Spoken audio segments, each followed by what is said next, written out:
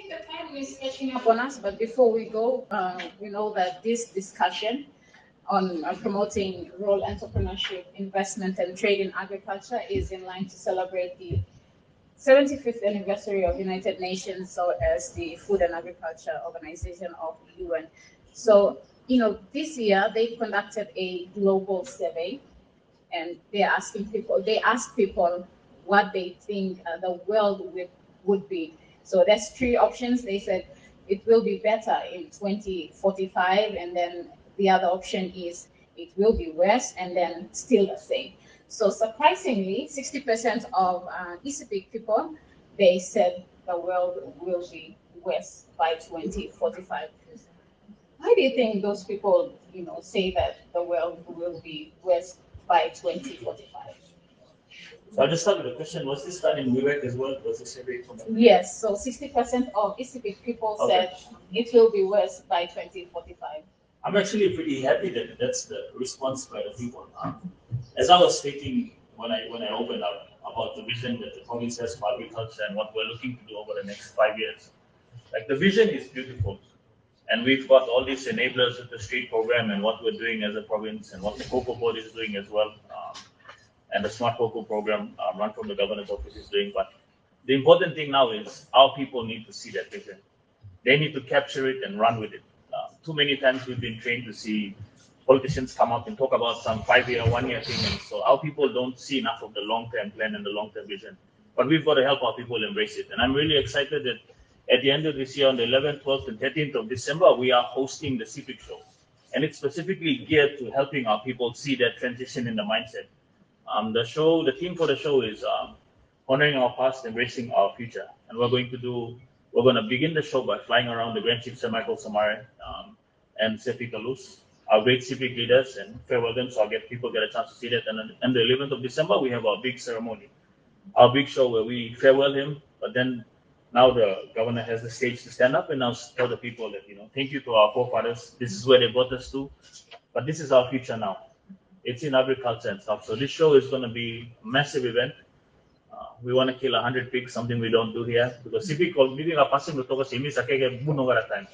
this time we're going to eat meat. And so it will help our people to have a visual image that there is a change happening now. There is a difference. And now they get a vision to embrace that in the next 5 years, if we hold on to agriculture and Olive Ground, we could be well ahead of everyone else. So I'll just talk to Monica before we go.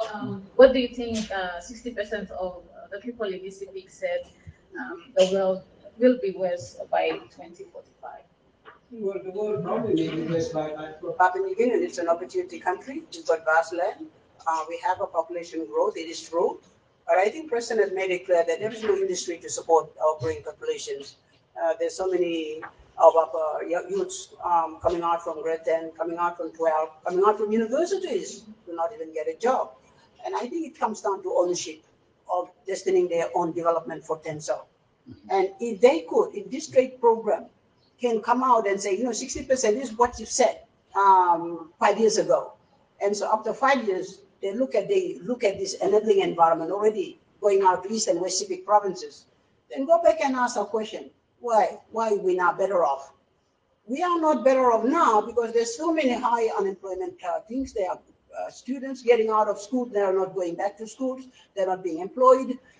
I know of many agriculture graduates from universities that cannot even find a job. And I think it's just a frustration of not seeing any industries taking place and not getting jobs offered when they apply. And so those are the stigmatizations of what is happening on the ground. So it's a good assessment, 60%. It's a good opportunity for a state program to actually have a look at it and say, okay, this is what the Pacific and West Pacific think. 60% of them in 2045, they'll be worse off. Okay, next 5 years, if we put this enabling environment in, what's going to happen? So it's an issue to be addressed. Yes, the world could be worse off. Why? Because of consuming so many natural resources. That's why they're saying it. But is Papua New Guinea in the same position? Maybe if Freedom Mine operates. So, Pastor Missy, I'll just come back to you. What do you think will be a way forward to change that mindset of our people? People are predicting the world at 2045 to be worse or better. But I'd like to say that it depends on individual. How you channel your life, your commitment to your family and everything around you is very important, a way forward. So I can encourage young people, the best way is we put our heads down, focus on what is present for the better future. Yeah, so I'm excited about all of the work we're doing and that's being done specifically in this province. I do worry about the rest of the country, but I'm happy that at least in East Sepik and West Sepik, with all the work that we're doing, we can at least set a model and show the rest of the country that there could be the positive future. And agriculture there is no question about it for me. Agriculture is the way forward, and I'm grateful to the EU and to the state program and everything we're doing to support agriculture in the province.